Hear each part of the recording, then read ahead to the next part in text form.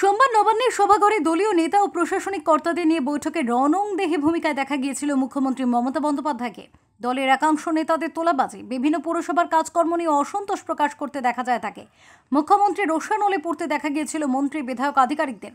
এরপরেই দখলদারি উচ্ছেদ এবং এলাকা আবর্জনা মুক্ত করতে সরাসরি ময়দানে নেমেছে রাজ্যের পুরসভাগুলি। তবে এই বিষয়ে বিশেষ হেলদোল নেই উত্তর ব্যারাকপুর পৌরসভার। পৌরভবনের থেকে ঢিলছোড়া দূরত্বে জমে আবর্জনার পাহাড়, যার ফলে পথ চলতি মানুষ থেকে শুরু করে এলাকাবাসীদের সমস্যার সম্মুখীন হতে হচ্ছে প্রতি মুহূর্তে। পরিস্থিতি মাঝে মধ্যে এতখানি খারাপ হয়ে যাচ্ছে যে রাস্তায় চলে আসছে আবর্জনা। পৌরসভার পক্ষ থেকে সেই আবর্জনা সরিয়ে দেওয়ার চেষ্টাও করা হচ্ছে বুলডোজার দিয়ে। এমন পরিস্থিতিতে দাঁড়িয়ে উত্তর ব্যারাকপুর পৌরসভার পৌরপ্রধান মলয় ঘোষ সংবাদ মাধ্যমের মুখোমুখি হয়ে বলেন, উত্তর ব্যারাকপুর পৌরসভায় এলাকার আবর্জনা সমস্যা বাম জামানা থেকে, তবে পৌরসভা সমস্যার সমাধানের জন্য প্রয়োজনীয় পদক্ষেপ নিচ্ছে। এটা অ্যাকচুয়ালি আমাদের as a whole garbage ground, যেটা আমাদের গার্বেজ গ্রাউন্ড নর্থ ব্যারাকপুরে নেই, কোনো কালেই ছিল না।